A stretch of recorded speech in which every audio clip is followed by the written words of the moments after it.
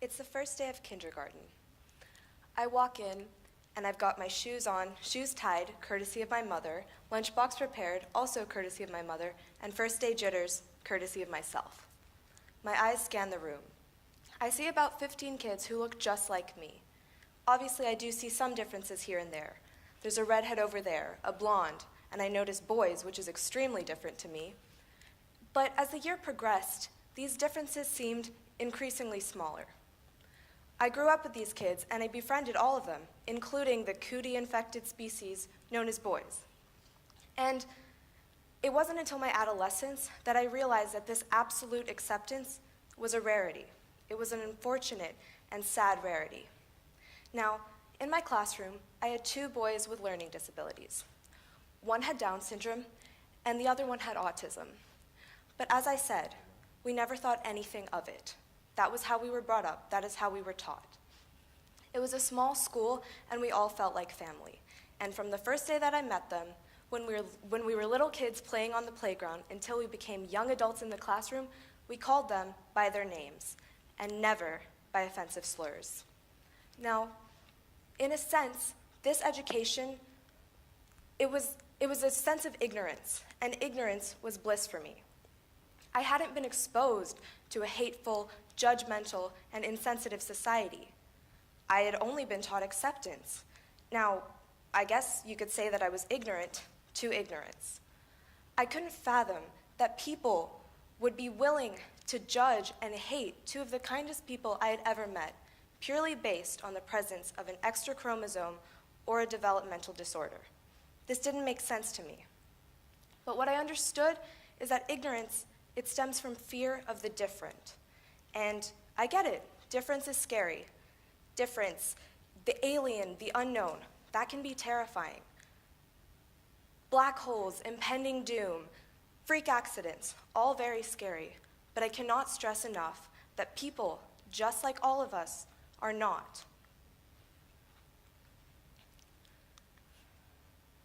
Now, it's really quite simple to understand people with cognitive disabilities. It's not that difficult. So, scientifically speaking, sometimes they occur because of the presence of an extra chromosome. This is the case with Down syndrome. And sometimes they occur simply because we know that all brains work differently. But realistically speaking, we have to say that there is nothing wrong with having a learning disability.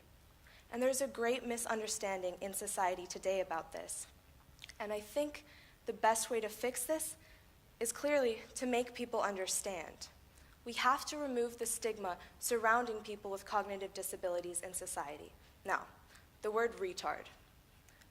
We've heard it, it's wrong, and we know this. But yet, the word retard escapes the lips of far too many people far too often. It is never acceptable. But many people say they see no harm in the word, and they will refuse to stop saying it. But I must ask the question, since when did derogatory terms need to be validated by the oppressor? The answer is never.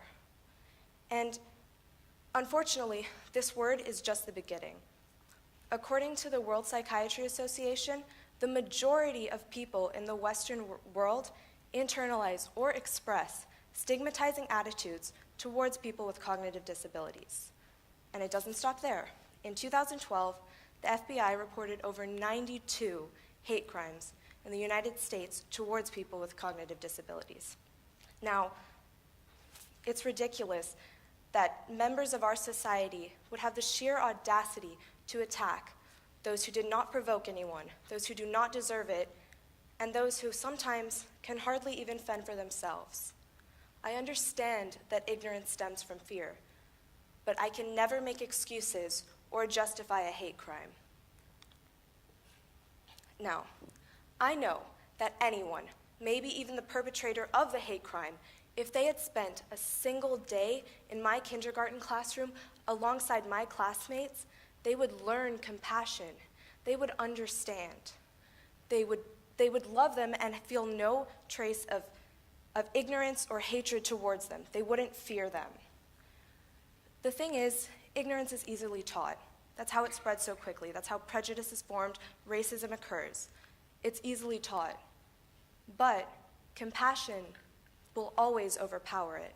And if they are exposed to this compassion, I believe we can cancel out ignorance. Speaking personally, this system of education sort of worked as my bigotry repellent.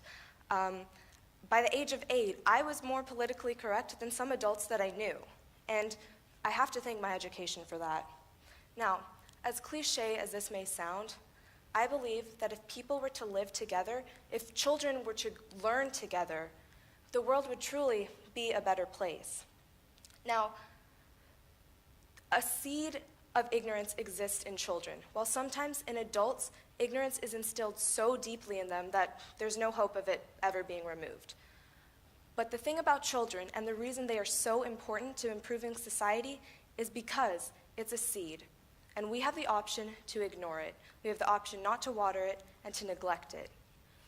But children also hold seeds of acceptance, and it is our duty as a society to nurture this seed. Now, in this equation, we must add children. But to do so, we need to spark acceptance in them through education. Education is the primary place where children are. Every child goes to school, and they experience education on a daily basis. They cannot escape it.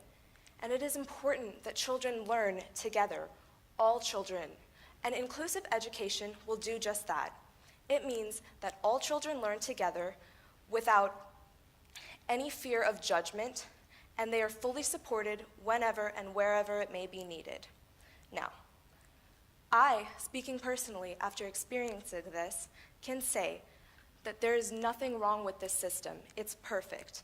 After learning acceptance at the same time that I learned the alphabet, there's not a single complaint that I could possibly make. Now, the unknown becomes reality with inclusive education. There is no fear towards other classmates, and everybody learns together. And this should be a norm, because it is unacceptable to segregate children based on how they look, how they speak, or how they learn.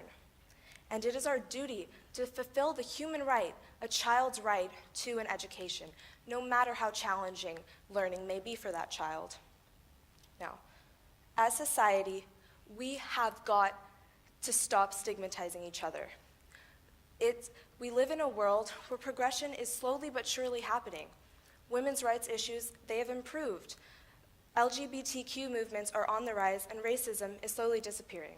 While I am very well aware of daily occurrences that set the clock back 200 years, I know that the mistreatment, ignoring the mistreatment of the cognitive disabled, completely resets time. The injustice towards them has been ignored for far too long. It is our job to join hands together and to take a great step forward out of the darkness, together with people who care for humans, all humans, and into a better future. Thank you.